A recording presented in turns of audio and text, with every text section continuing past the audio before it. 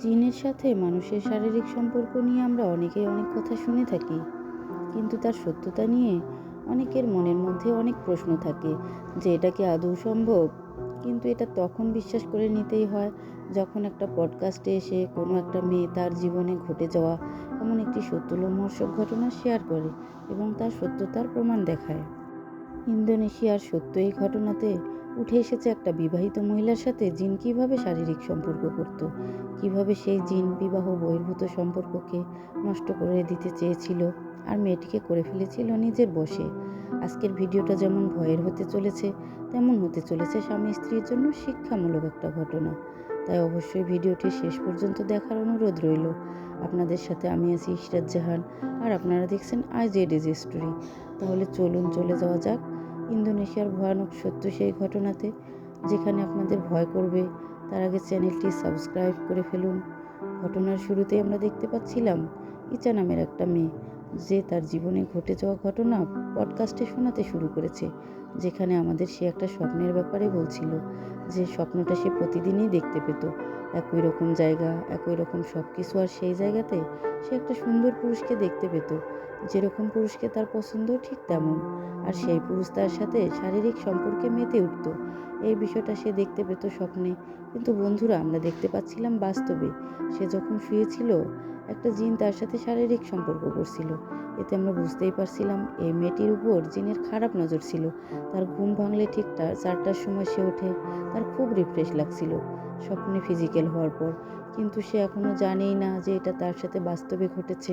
সে মনে করতো এটা শুধু তার স্বপ্নেই হয়। ঘড়িতে যখন রাত 4টা, তখন তার স্বামী এরিয়াল নাইট গার্ডের চাকরি থেকে বাড়িতে ফেরে। আমরা দেখতে পাচ্ছিলাম তাদের দুজনের মধ্যে কথা কাটাকাটি হচ্ছিল, কেননা ইচা এরিয়ালকে বলছিল, আমার জন্য তোমার কোনো টাইমই নেই, তুমি তোমার কাজ শেষ করে আসতে আসতে রাত শেষ হয়ে যায়, চাইলেও আমরা কিছু করতে পারি না, আমাকে খাবার তৈরি করতে হয়। আমরা দেখতে পাচ্ছিলাম এরিয়াল তখন কিছু বলছিল না। ইসা বলছিল, কাপড়টা ঠিকঠাক জায়গায় রেখে তারপর ফ্রেশ হয়ে খাবার খেতে এসো। এরিয়াল তো কাপড়টা ঠিক জায়গাতেই রাখে, কিন্তু আমরা দেখতে পাচ্ছিলাম একটা জিন সেই কাপড়টা নিচে ফেলে দেয়। ইচা যখন এটা দেখতে পারে, তখন তাদের মধ্যে আবারও ঝগড়া বেঁধে যায়। এখান থেকে আমরা বুঝতেই পারছিলাম যে এই দম্পতির জীবনে এই জিন সমস্যা তৈরি করার জন্য এসেছে। বেচারা এরিয়াল তখন না খেয়েই ঘুমিয়ে পড়ে। সকালে এরিয়ালের সাথে ইচ্ছা ভালো করে কথাই বলছিল না। আমরা দেখতে পারছিলাম সে একটা কোম্পানিতে জব করে, আর সেখানেই সে চলে যায়। আমরা সেখানে তার বান্ধবী লিন্ডাকে দেখতে পারি। লিন্ডা তাকে বলছিল, তোমাদের মধ্যে মনে হয় আবারও ঝগড়া হয়েছে, তাই না? ইচা তখন বলে যে এরিয়াল দিন দিন চেঞ্জ হয়ে যাচ্ছে, এরিয়াল আমাকে এখন বেশি টাইম দেয় না, লাস্ট তার সাথে আমার কবে শারীরিক সম্পর্ক হয়েছিল ঠিক সেটাও ঠিক করে মনে করতে পারছি না।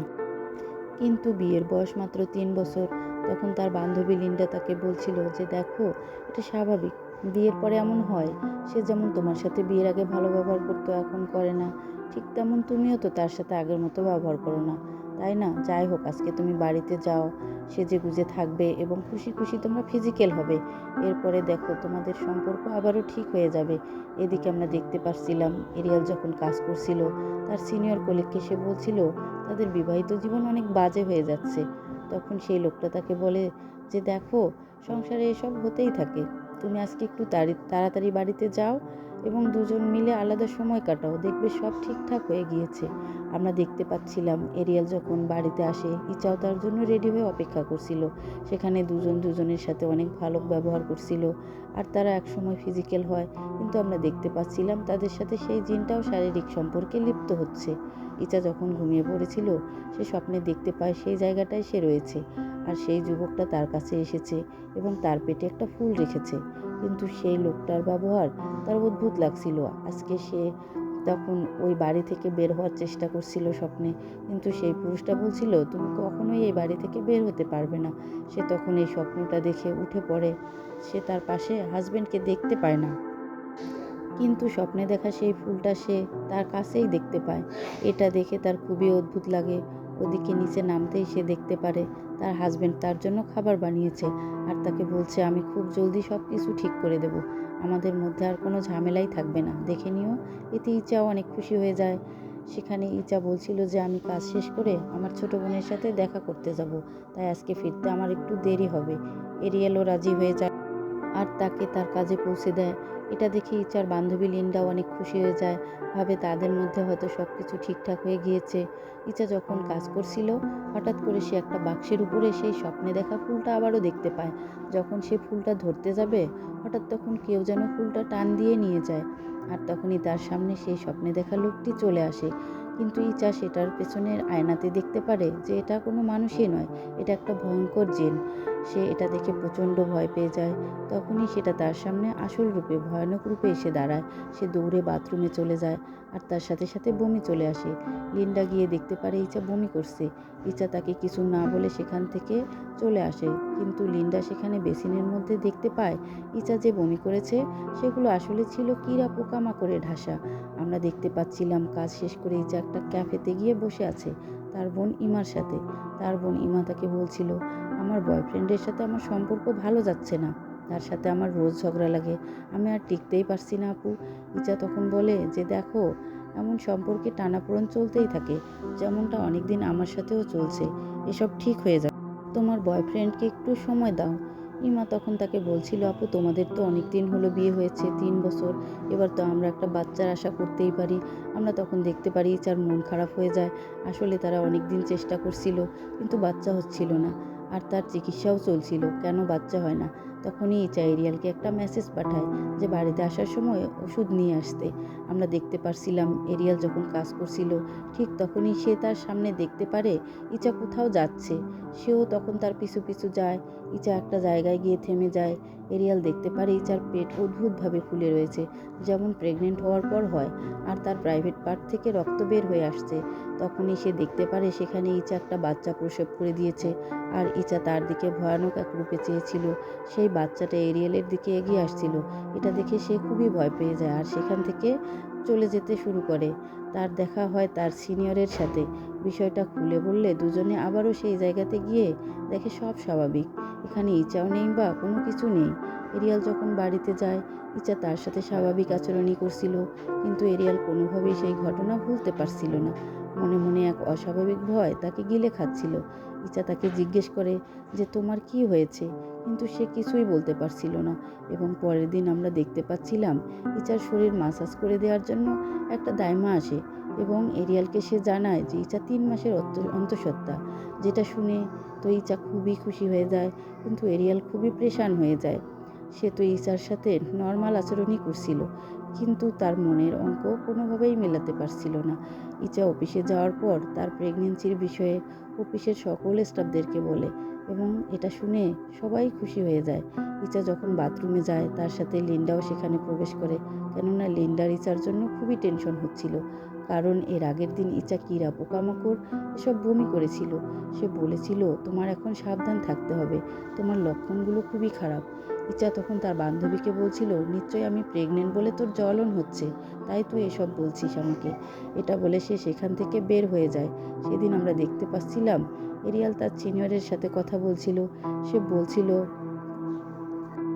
আমি কোনোভাবেই মানতে পারছি না, অঙ্ক মিলাতে পারছি না। আমি লাস্ট 6 মাস আগে ইচার সাথে শারীরিক সম্পর্ক করেছিলাম, আর শেষমেশ লাস্ট 2 দিন আগে করলাম। তাহলে সে 3 মাসের অন্তঃসত্ত্বা কীভাবে হয়? আমার মনে হচ্ছে সে অন্য কোনো সম্পর্কে জড়িত। তার সিনিয়র তখন বলছিল যে তুমি এটা নিয়ে তোমার স্ত্রীর সাথে সামনাসামনি কথা বললেই ভালো হয়। যখনই ইচার সাথে এ বিষয়ে কথা বলার জন্য নিজেকে তৈরি করছিল এরিয়াল, ঠিক তখনই তার মনে হয় তার পাশে থাকা একটা গাড়ির ভেতর থেকে কোনো একটা বাচ্চার কান্নার আওয়াজ শুনতে পাচ্ছে সে। এরিয়াল যখন গাড়ির ভেতরে ভালো করে লক্ষ্য করে, তখনই সেখানে একটা ভয়ঙ্কর শয়তানের বাচ্চাকে সে দেখতে পারে।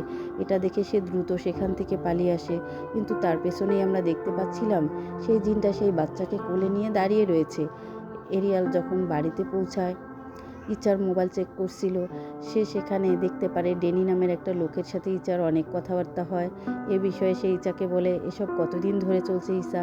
ইসা বলছিল, এসব তুমি কি বলছো? সে আমার স্কুলের বন্ধু, তার সাথে আমি এমনিতেই সাধারণভাবে কথা বলি। কিন্তু এরিয়াল মানছিলই না, তার সন্দেহ ছিল। তখন ইচা বলে, ঠিক আছে, তোমার যেহেতু এতই সন্দেহ, তাহলে আমরা কালকে হসপিটালে যাব, আর বাচ্চার ডিএনএ টেস্ট করার পরেই প্রমাণ হবে। এবং পরের দিন হসপিটালে যখন ডিএনএ টেস্ট করতে যায়, তারা ডাক্তারের কাছে একটা অদ্ভুত খবর শুনতে পায়, যেটা হচ্ছে ইসা তো প্রেগনেন্টই না। তারা দুজনেই হতবাক হয়ে যায়। যেখানে ডক্টর এরিয়েলকে বলছিল আসলে আপনার স্ত্রী বাচ্চা না হওয়ার কারণে তার একটা মনোরোগ হয়েছে, যেটার কারণে তার মনে হয় সে প্রেগনেন্ট। আর একটা প্রেগনেন্ট মহিলার শারীরিক পরিবর্তন যেমন ঘটে থাকে, তার শরীরেও এই সিস্টেমগুলি ঘটেছে।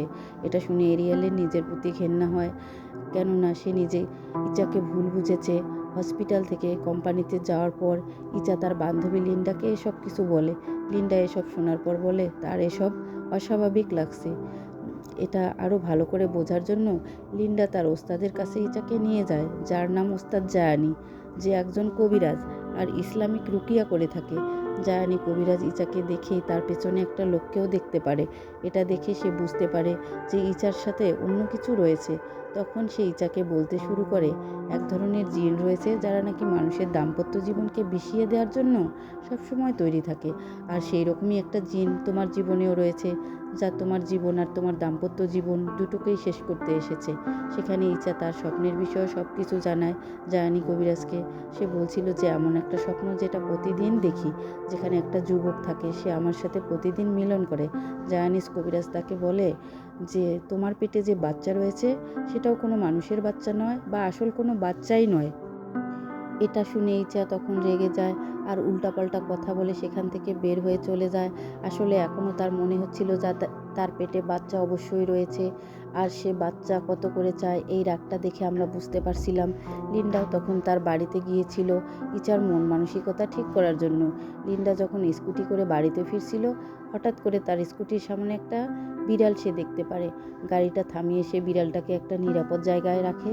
সে যখন তার স্কুটির দিকে ফিরছিল, তার মনে হয় সেই বিড়ালের বাচ্চা তার পিছু নিয়েছে, কিন্তু সে দেখতে পারে সেখানে কিছুই নেই। যেখানে সেই বিড়ালটা রেখেছিল সেখানে সেই বিড়ালটা আর সে দেখতে পারে না। তখনই একটা ভয়ানক জিন তার সামনে এসে পড়ে। লিন্ডা পালাতে চায় কিন্তু পালাতে পারে না। সেই জিনটা খুবই ভয়ানকভাবে তাকে মৃত্যু দেয়। এটা আবার ইচা তার স্বপ্নে দেখতে পারে যে জিন লিন্ডাকে মেরে ফেলেছে। সে তখন দৌড়ে সেখানে গিয়ে পৌঁছায় আর দেখে হতবাক হয়ে যায়। তার বান্ধবীর এই মৃত্যুর জন্য সে নিজেকে দায়ী করছিল, কেননা লিন্ডাকে সেই জিনের মারার কারণ ছিল। লিন্ডা ইচাকে কবিরাজের কাছে নিয়ে গিয়েছিল জিন থেকে ইচাকে আলাদা করার জন্য। সেই জন্য তার আজ এই অবস্থা। এরিয়ালও সেখানে উপস্থিত হয়। সে দেখতে পারে এই অবস্থা, আর সেখানে ইচা বসে কান্না করছে। সে ইচাকে সামলানোর চেষ্টা করছিল। ঠিক তখনই তারা দেখতে পারে ইচার পেট ফুলে 9 মাসের প্রেগনেন্ট মহিলার মতো হয়ে গিয়েছে। বাড়িতে আসার সময় স্বপ্নে ঘটে যাওয়া ঘটনা আর সেই জিন আর জায়ানি কবিরাজ কি বলেছে সব কিছু এরিয়ালকে ইচা খুলে বলে। এটা শোনার পর এরিয়াল তো অবাক হয়ে যায়। সে ইচাকে জিজ্ঞেস করে, তুমি এত বড় ঘটনা কেন আগে আমাকে বলনি? ইচা তখন বলেছিল, এটা আমাকে স্বাভাবিক মনে হতো, তাই আমি প্রয়োজন মনে করিনি, কিন্তু আমি ভাবতে পারিনি বিষয়টা এতটা ভয়ানক হয়ে যাবে। যাই হোক, তারা এখন দুজনেই ঠিক করে যে সেই জায়ানি কবিরাজের কাছে তাদের আবারও যেতে হবে। ইচার বোন ইমা সহ তারা দুজনেই জায়ানি কবিরাজের কাছে যায়। স্বাভাবিকভাবেই আমরা দেখতে পারছিলাম জায়ানি কবিরাজ একটা রিচুয়াল পারফর্ম করে ইচার উপর, আর এতে তার অস্থিরতা শুরু হয়। তখনই আমরা দেখতে পাচ্ছিলাম ভয়ানকভাবে ইচা সেই জিনের দ্বারা পজেস হয়ে যায়। তার চোখটা হয়ে যায় খুবই ভয়ানক। জায়ানি কবিরাজ তখন বলছিল, তা তোকে, তোর নাম কি? তুই কেন তার শরীর দখল করেছিস? তোর উদ্দেশ্য কি? সব কিছু বল। আমরা দেখতে পারছিলাম সেই জিন বলছিল ইচার চেহারা তার অনেক ভালো লাগে। তাদের দুনিয়াতে ইচার মতো দেখতে একটা মেয়ে সে বিয়ে করেছিল, কিন্তু তার বউ মারা গিয়েছে। ইচা তার মতো দেখতে হওয়ায় সে ইচাকে ভালোবেসে ফেলেছে, কখনোই ছাড়বে না।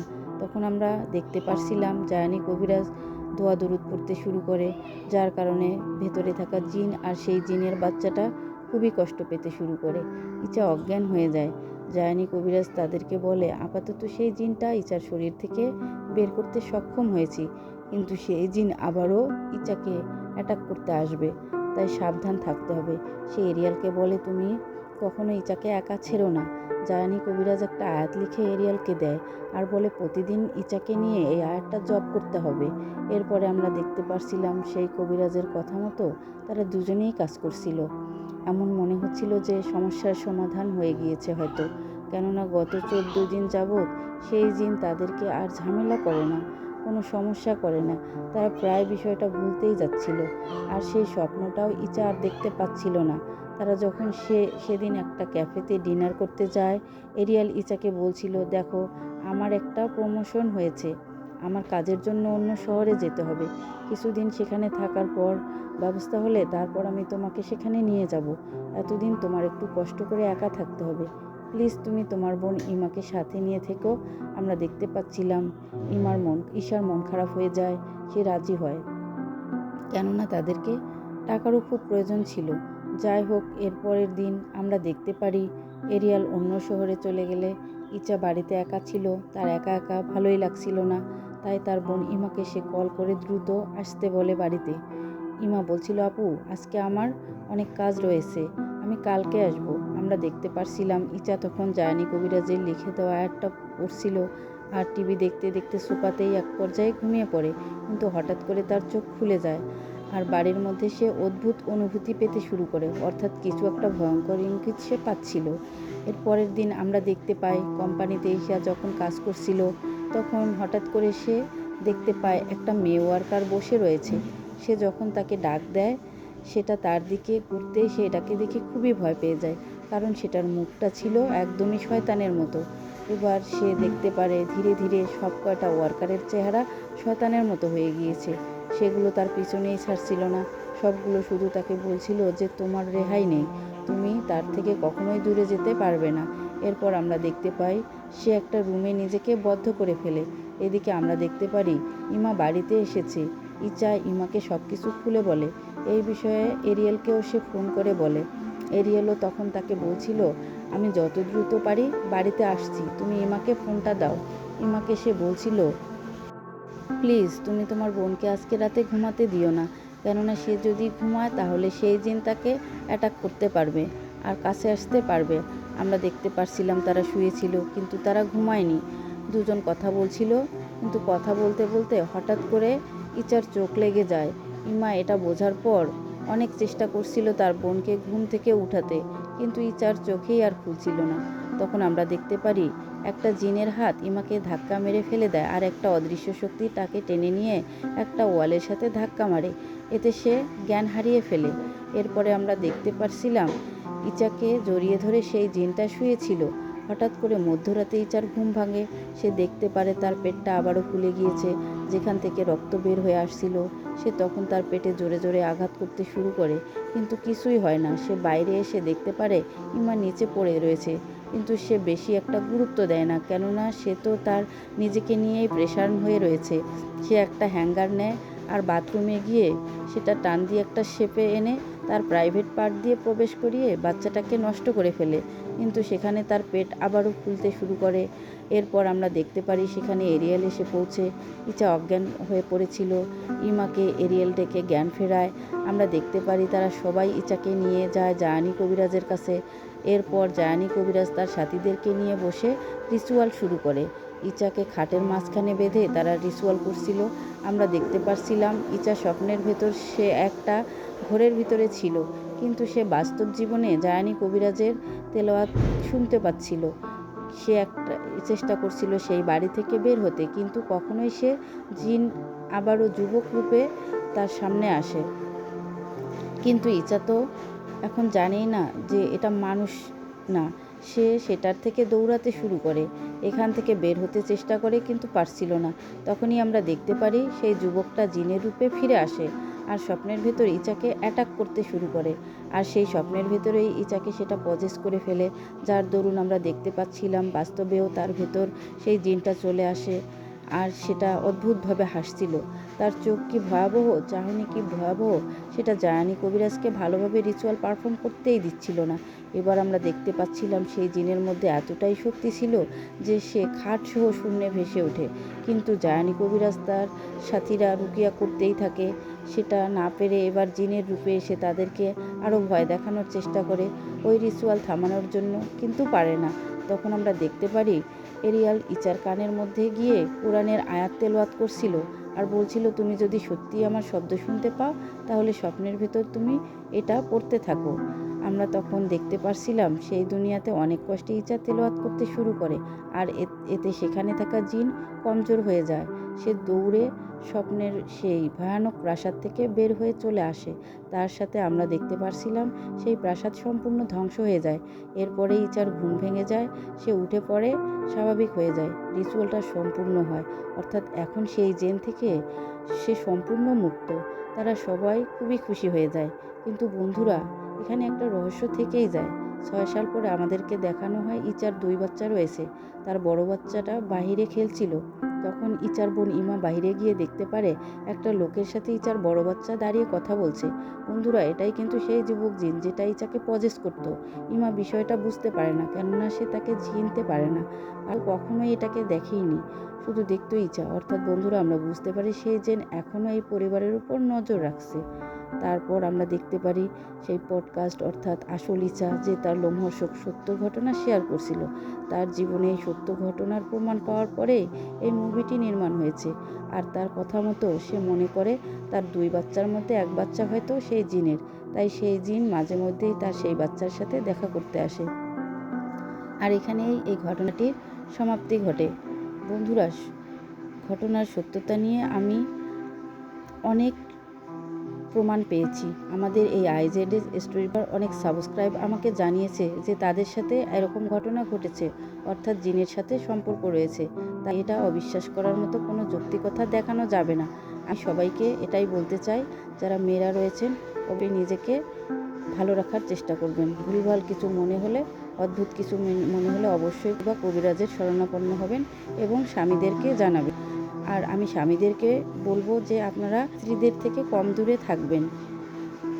জিনরা এই সুযোগটাই ব্যবহার করে। তো বন্ধুরা, কেমন আজকের এই ঘটনাটি কিন্তু আমরা অবশ্যই কমেন্ট বক্সে জানাতে ভুলবেন না। ভিডিওটি কিন্তু বেশি বেশি শেয়ার চাই, সাথে লাইক করবেন, একটা কমেন্ট চাই এবং ভালোবাসতে থাকুন এভাবেই। আমিও আপনাদের জন্য চেষ্টা করব দ্রুত অনেক ভালো ভালো ভিডিও নিয়ে আসার। ভালো থাকবেন সবাই, ভালো রাখবেন সবাইকে। আল্লাহ হাফেজ। আসসালামু আলাইকুম।